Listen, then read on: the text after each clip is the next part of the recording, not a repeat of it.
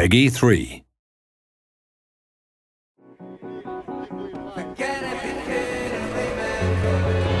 Welcome to the final developer diary for F1 2010.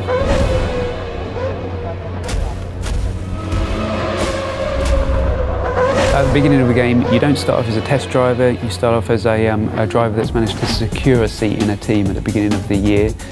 You know, in the real world, before you go to a track, before you start the season, you're fully aware with your team what the expectations are.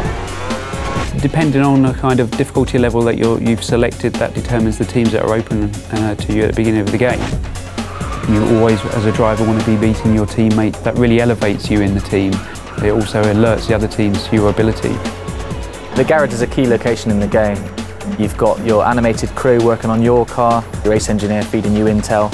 You've actually been lucky enough to have real race engineers get into the motion capture suits and really just perform the tasks that they do day to day. And that really is a great sensation when you come in there and you see your whole team around you and you really feel a part of that atmosphere. When you talk to teams and you talk to drivers, they don't actually do the level of car setup work you would normally see in a racing game. You're not going there with the wrong gear ratios, with the wrong aero for that circuit. It's up to the driver to just finally tweak the car to your style, not to make drastic changes. The expectations from the driver playing the game are the same as what they would be in real life, given your machinery. You know, at the end of the day, the teammate that you have is the only direct competition that you'll have through the whole season. There's a strange balance of having to work together, but also a desperate competition. Where it gets a little bit personal is when it comes to events like qualifying and the race, definitely, where you're just out there to beat him no matter what. Your agent, the media and the paddock itself are your feedback mechanism for how well you're doing in the game. The paddock themselves vary location to location. We've got Mike Paddock in Singapore, Melbourne's built in a park, and you're going to see the key buildings. So the paddock's going to get busier, more press there, more pit girls hanging around, more rival drivers interested in you, the better you do on the track. We've got two different types of media in the game. You've got the impromptu media and you've got the press conference.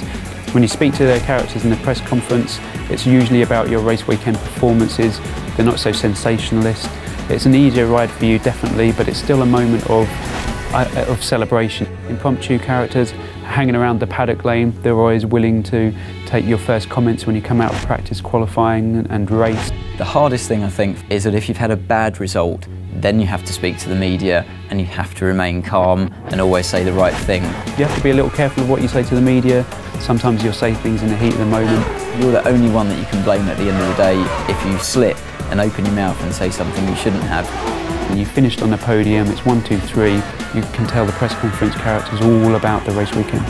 Those are all of the things that I want to try and portray in the game as what happens in real life.